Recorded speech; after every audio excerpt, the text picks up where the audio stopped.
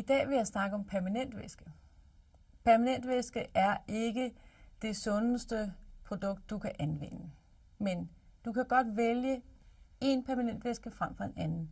Og den permanent væske, som Videnscenter for Frisørkosmetikere anbefaler, det er en, som indeholder cysteaminhydroklorid frem for thioglykolsyren.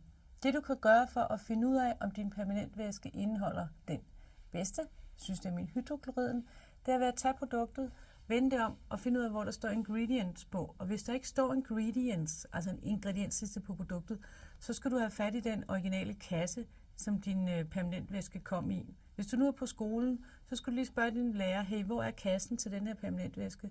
Prøv at gå ud nu og finde en permanentvæske og se, om der står cysteaminhydroklorid på. Hvis der gør det, så er det den bedste permanentvæske, du kan få. Du skal altid blande den i blandeskab med handsker på, og så skal du have handsker på også, når du påfører det, og du skal have handsker på, når du skyller permanentvæsken ud igen.